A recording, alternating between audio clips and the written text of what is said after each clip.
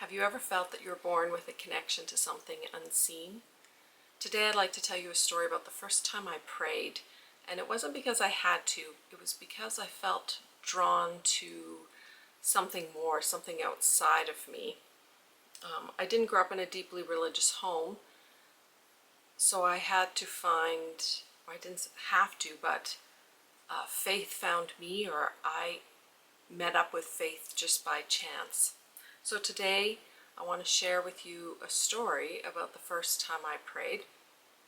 And this experience has impacted me my whole life, and it was really great to reflect on it and write it out. So once again, I encourage that as an activity to really explore its meaning and its value that it's had throughout my whole life.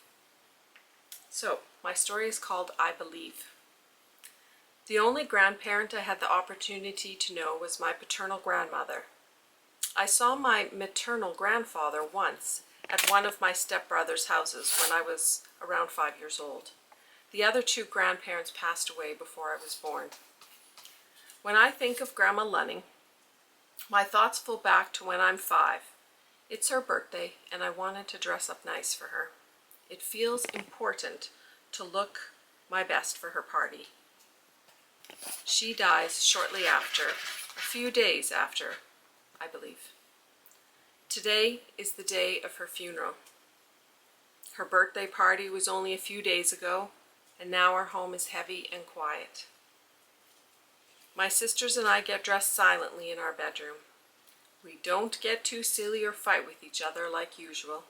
We can feel it. Today is a day to behave. As we finish getting ready, we gather in the kitchen. Dad is standing tall in a suit. What a different man, I think to myself. He's transformed from his work clothes into something sharp and handsome.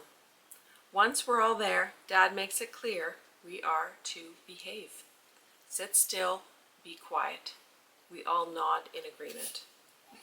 There's a part of me that understands it's sad to lose your mom, but I can't feel it, not yet.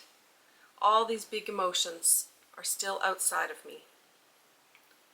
We walk into the United Church. I hear the squeak of the door and the smell of the familiar scent of the church, sweet, dry, and old. We hold Mom and Dad's hands and walk up the center aisle, following the red carpet to see Grandma in her coffin at the end.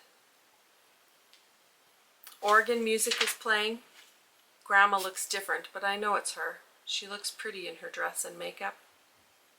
We sit down in a pew and we wait and we listen. A few days after the funeral, I have an epiphany. Grandma is in heaven with God. That means I can still talk to her. I just have to pray like they do in the movies. So I do. I kneel beside my bed, press my hands together, and start with, "Hi God, how are you?" Then I politely ask to speak with Grandma, if she's well enough, of course. I'm sorry, my animals are jumping all over here. I'm shaking my camera. I'll just read that again. A few days after the funeral, I have an epiphany. Grandma is now in heaven with God. That means I can still talk to her. I just have to pray like they do in the movies. So I do. I kneel beside my bed and press my hands together and start with, "Hi God, how are you?" Then I politely ask to speak with Grandma, if she's well enough, of course. God wouldn't say no. Everyone is always fine in heaven. Soon I'm telling Grandma everything. I'm especially excited to talk to her about my problems. I'm thrilled that I can still talk to her. She isn't really gone. Talking to God and Grandma in this way became one of my strategies for dealing with the hard times in life. I would pray, not always kneeling beside my bed, but I would talk to God and Grandma about my problems, and then I would instinctively let them go. God and Grandma had it. They would take care of everything. The end. At the time, I didn't understand the value that this moment would have for me in my life. It's the process of reflection and recognizing past events and their importance. So being this little girl who had this idea. Like, where did this idea come from? That's another topic.